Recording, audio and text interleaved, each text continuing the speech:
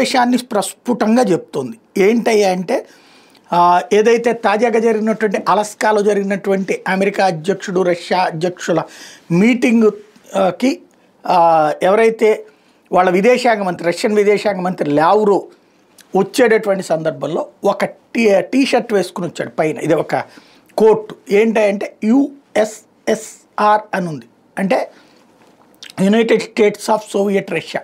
ఒకప్పుడు యుఎస్ఎస్ఆర్ని దెబ్బతీయడం కోసం పాకిస్తాన్ ద్వారా ఆఫ్ఘనిస్తాన్లోని తాలిబన్లని తయారు చేసి, ఆఫ్ఘనిస్తాన్ బ్యాచ్ని తాలిబన్లుగా తయారు చేసి వాళ్ళని తీవ్రవాదులుగా మార్చి వాళ్ళని రష్యాలో అరాచకాలు చేపించి దానికి ప్రతిగా రష్యా వెళ్ళి ఆ ఆఫ్ఘనిస్తాన్ మీద వార్ చేసేటట్టు చేసి ఏళ్ల తరబడి ఆ వార్ కొనసాగేలా చేసి అన్నాళ్ల పాటు ఆఫ్ఘనిస్తాన్లోని ఈ తాలిబన్లకు ఆయుధాలు అమెరికా ఇచ్చి దాంతో పోరాడి చివరికి ఆర్థికంగా దిగజారిపోయి ఆ పైన రష్యా చివరికి మొక్క చెక్కలైపోయి యుఎస్ఎస్ఆర్ కాస్త ఉట్టి రష్యాగా మిగిలిపోయింది.